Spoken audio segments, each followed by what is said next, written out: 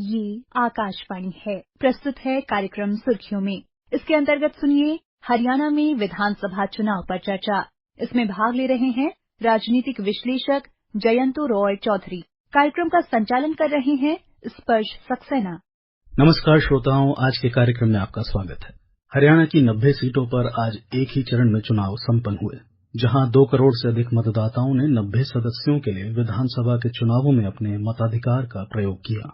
ये चुनाव प्रमुख राजनीतिक हस्तियों के भविष्य तय करेगा, जिसमें मुख्यमंत्री नायब सिंह सैनी, पूर्व मुख्यमंत्री भूपेंद्र सिंह हुड्डा, विनेश फोगाट, जेजेपी के दुष्यंत चौटाला और 1000 से अधिक अन्य उम्मीदवार शामिल हैं। आज हम इन्हीं चुनावों पर गहरी चर्चा करेंगे और साथ ही जानेंगे कि इस चुनाव में मतदाताओं की क्या उम्मीदें रहीं, प्रमुख पार्टियों की रणनीतियां क्या रहीं और कौन कौन से चुनावी मुद्दे पटल पर रहे। इस पर आज विस्तार से चर्चा के लिए हमारे साथ स्टूडियो में मौजूद हैं राजनीतिक विश्लेषक जयंतो रॉय चौधरी। जयंतो जी, आकाशवाणी में आपका स्वागत है। धन्यवाद आपको भी। जयंतो जी, सबसे पहले तो आपसे जानना चाहेंगे कि चुनाव आज संपन्न हुए तो उसको कैसे देख रहे हैं और क्या क्या प्रमुख मुद्दे रहे। काफी दिन से इसकी लड़ाई चल रही थी, आपको मालूम ही है जी। और एक तरफ से बीजेपी, दूसरी तरफ से कांग्रेस पर मत लोगों ने अपनाया है, दिया है और काफी अच्छी संख्या में दिया है। तो इससे लगता है कि कम से कम बदलाव की कह सकते हैं कि एक दिशा दिख रही है किसी लोगों को। और प्रमुख मुद्दे इसमें क्या क्या रहे, ये भी आप हमारे श्रोताओं को देखिए, मेन मुद्दा तो यही है अभी कि एक तरफ से विकास, क्योंकि हरियाणा में विकास काफी हुआ है, इसके बारे में कोई दो राय नहीं है। दूसरी तरफ से बेकारी बढ़ी है हरियाणा में। हरियाणा में पहले बेकारी की समस्या नहीं थी बहुत ज्यादा, क्योंकि हरियाणा काफी इंडस्ट्रियलाइज स्टेट है, एग्रीकल्चर भी वहां पे काफी अच्छा है, उसलिए बेकारी की समस्या इतना नहीं थी। इस बार क्योंकि दिख रहा है ये, और उसलिए उसका एक कह सकते हैं कि जो युवा पीढ़ी है उसमें कुछ उसके लिए थोड़ा बहुत चिंता है, सोच है, वो किस तरफ जाए।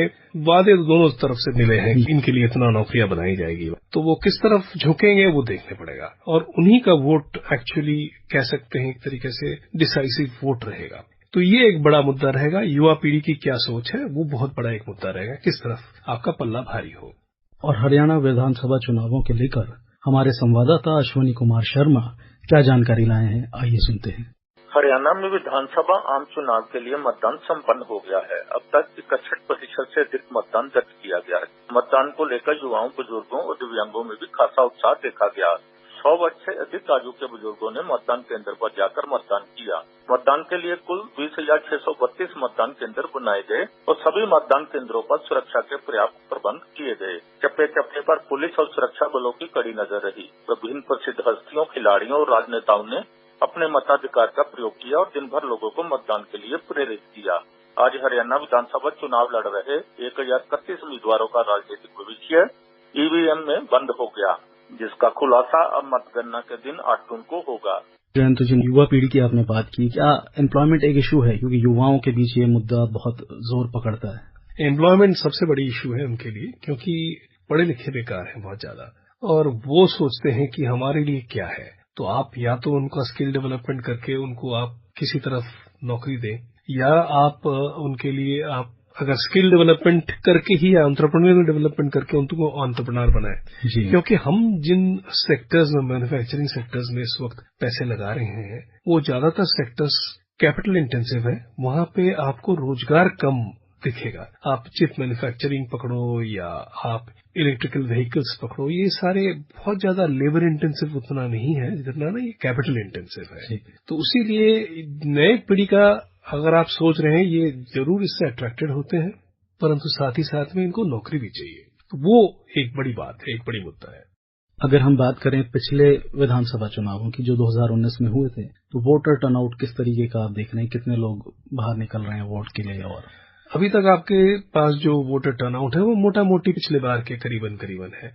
यूजुअली कहा जाता है कि अगर भारी मतदान हो तो बदलाव की एक पॉसिबिलिटी बढ़ जाती है।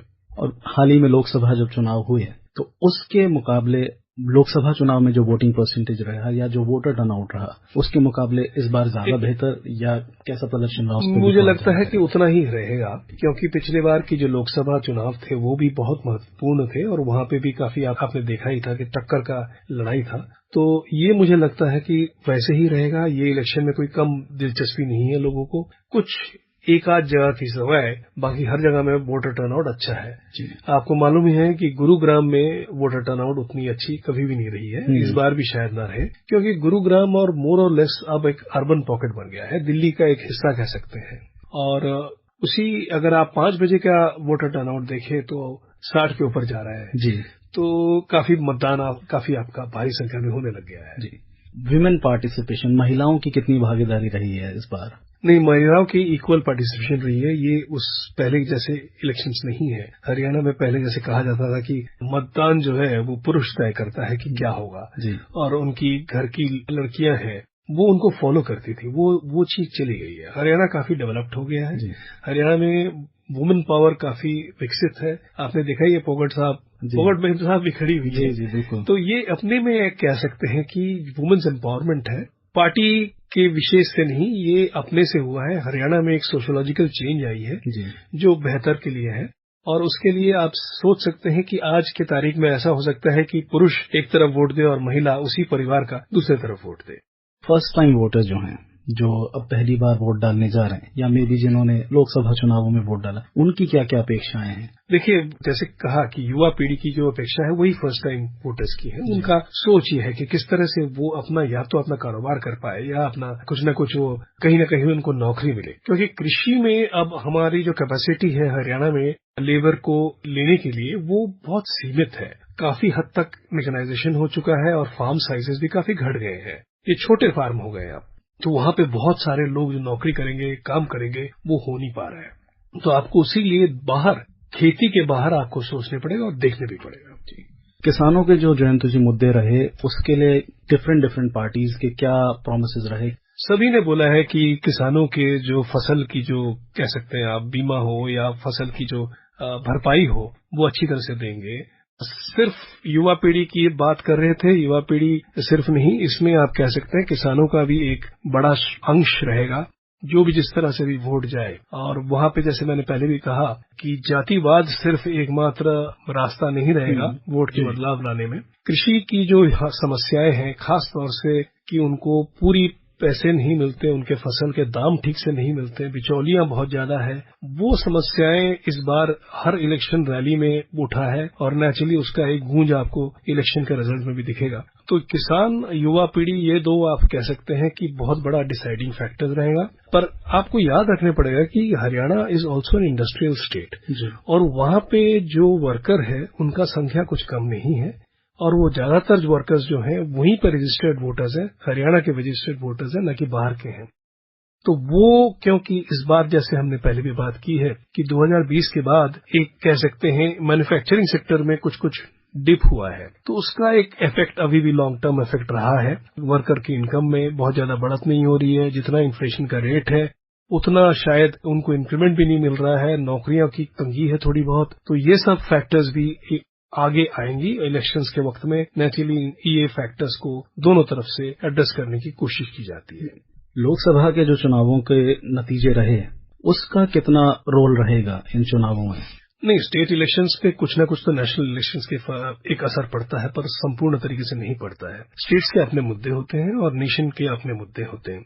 तो स्टेट के मुद्दे में जब आप ये भी बात करेंगे कि यहाँ पे ये दिक्कतें हैं, तब ये भी बात होगी कि इस स्टेट में हमने इतना डेवलपमेंट किया है और वो दिखता है और उस डेवलपमेंट का एक असर जरूर पड़ता है। ऐसा नहीं है कि सिर्फ नेशनल इलेक्शंस में वहां पे जिसका वोट शेयर जिस पार्टी का घटा था वो पार्टी संपूर्ण तरीके से वाइप्ड आउट हो जाएगा, ऐसा नहीं हो सकता है। उस पार्टी ने पिछले कुछ महीनों में कुछ न कुछ किया है ताकि उसका जो सिचुएशन है इम्प्रूव करे और वो ज्यादा से ज्यादा उसने काम किया है डेवलपमेंट वर्क पे, जो कि दिखता है। रास्ता हुआ या आपका अस्पताल हुआ, इसमें जितना भी डेवलपमेंट वर्क हुआ उसका कुछ न कुछ वोट का असर पड़ेगा। फ्री और फेयर इलेक्शन कराने में क्या क्या प्रिपरेशंस रही? ये एक बहुत बड़ा एक्सरसाइज है, ये सारा साल चलता है। स्टेट ब्यूरोक्रेसी इसमें इन्वॉल्व रहती है और ऑब्वियसली सेंट्रल इलेक्शन कमीशन तो रहती है और उन्होंने आज तक जितने भी इलेक्शन किए हैं ज्यादातर उनकी बहुत अच्छी तरीके से, आप कह सकते हैं स्वस्थ तरीके से उन्होंने इलेक्शन रखा है और करवाया पाए हैं। और हमें लगता है कि इस बार भी जो भी 2 इलेक्शंस हुए हैं, हरियाणा के कहें या जम्मू एंड कश्मीर के कहें, दोनों काफी अच्छे रहे और उसके रुझाव जो भी आए, ये कह सकते हैं कि डेमोक्रेसी की जीत जरूर होगी। जेंडर रिप्रेजेंटेशन की अगर हम बात करें, तकरीबन 1000 से ज्यादा जो कैंडिडेट्स खड़े हैं उसमें 1000 के आसपास या उससे थोड़े से अधिक जो हैं वो मेल कैंडिडेट्स हैं और महिला कैंडिडेट्स उसके मुकाबले बहुत कम है।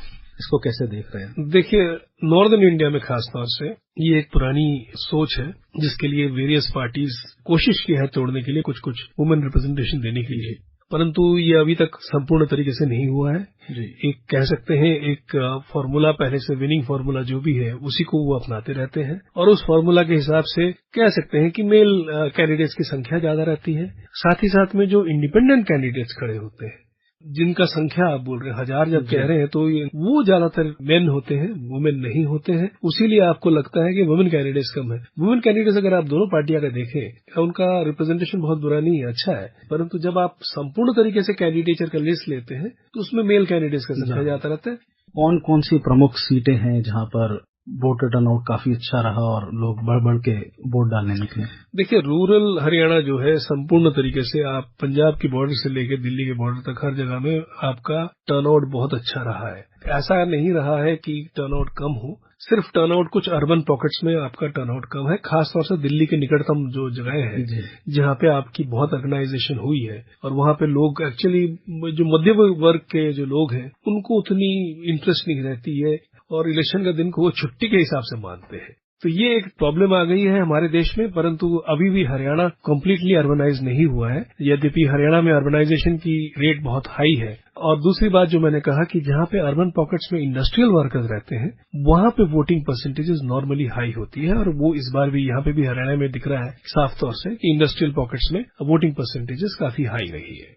प्रमुख उम्मीदवारों के बारे में आपसे जानना चाहेंगे, कौन कौन से प्रमुख उम्मीदवार इस बार चुनावी मैदान में थे? देखिए, सैनी साहब खुद एक तरफ से और हुडा साहब तो नेचुरली एक बहुत बड़ा प्लेयर है और जैसे आपने खुद बोला जी कि फोगट जी उनकी वो एक, क्योंकि वो एक नाम बन गई है सिर्फ हरियाणा में नहीं सारी भारतवर्ष में जी, तो वो एक क्राउड अट्रैक्टिंग एक कह सकते हैं फैक्टर है और नेचुरली उस पे सबकी नजरें टिके रहेंगी कि जीते तो कितने वोट से जीते, अगर हारे तो कितने वोट से हारे। देखने पड़ेगा कि ओवरऑल सिचुएशन क्या होता है, वोट किस तरह से जा रहा है, क्योंकि ये इस बार का जो लग रहा है कि या तो वोट एक तरफ जाएगा या तो दूसरा तरफ जाएगा। बहुत ज्यादा ये नहीं रहेगा कि टक्कर का लड़ाई जिसे कहते हैं कि जहाँ पे दोनों पार्टी बहुत करीब करीब हो, वो शायद ना हो इस बार। कोalition की संभावना इसीलिए घट जाती है क्योंकि इस बार छोटे पार्टियों ने भी अपना मन बना लिया है कि किसके साथ रहेंगे। और हरियाणा में एजुकेटेड इलेक्टोरेट है, काफी एजुकेटेड इलेक्टोरेट है, तो वहाँ पे इलेक्टोरेट इज ऑल्सो अनफॉरगिविंग। अगर आप देखें हर 5 साल में हरियाणा में बदलाव तो आया है, तो ये एक कह सकते हैं कि electorate is keen on change, is keen on getting what they have been seeking. तो इसलिए चेंज, जो बदलाव की जो हवा है वो एक हरियाणा में रहती है। आपने बदलाव की बात करी तो आपसे जानना चाहेंगे कि क्या मुद्दों में भी बदलाव आया पिछले चुनावों के तुलना में इस चुनाव को लेकर के? देखिए, पहले कृषि के मुद्दा बीच में कुछ हल्का पड़ गया था, हरियाणा में भी उत्तर प्रदेश में भी। ये एक चुनाव है जहाँ पे कि कृषि की जो परिस्थिति है वो फिर से उभर के आई है। Haryana was increasingly becoming industrialised और अर्बनाइजेशन और इंडस्ट्रियलाइजेशन के जो चैलेंजेस थे वो ज्यादा मेन मुद्दे थे। विकास के बारे में लोग ज्यादा बात करते थे, परंतु अब कृषि एक तरफ से, दूसरा तरफ से बेरोजगारी, तीसरा तरफ से युवाओं की जो तकलीफें हैं वो बातें उठ रही हैं। जेंडर जस्टिस भी आहिस्ते आहिस्ते कह सकते हैं फोकस में आ रही है और इस इलेक्शन में ना भी हो तो अगले इलेक्शनों में वो भी एक मुद्दा रहेगा। तो श्रोताओं, आज हमने हरियाणा विधानसभा चुनावों के ऊपर चर्चा करी है और जहां मतदाताओं ने अपने मताधिकार का प्रयोग कर हरियाणा के राजनीतिक भविष्य का फैसला किया है। नतीजे 8 अक्टूबर को आएंगे और इसी के साथ आज की चर्चा को हम यहीं विराम देते हैं। और जयंत जी, आपका आकाशवाणी के साथ बातचीत के लिए बहुत बहुत धन्यवाद। धन्यवाद आपको भी। अभी आप सुन रहे थे हरियाणा में विधानसभा चुनाव पर चर्चा। इसमें भाग ले रहे थे राजनीतिक विश्लेषक जयंतु रॉय चौधरी। कार्यक्रम का संचालन कर रहे थे स्पर्श सक्सेना। ये कार्यक्रम आकाशवाणी के समाचार सेवा प्रभाग द्वारा प्रस्तुत किया गया। इसे आप हमारे mobile app news on AIR और YouTube channel news on AIR official पर भी सुन सकते हैं। इस कार्यक्रम के संबंध में अपनी प्रतिक्रिया आप हमें ईमेल या व्हाट्सएप के माध्यम से भेज सकते हैं। ईमेल का पता है airnsdtalks@gmail.com और व्हाट्सएप नंबर है 9289094044।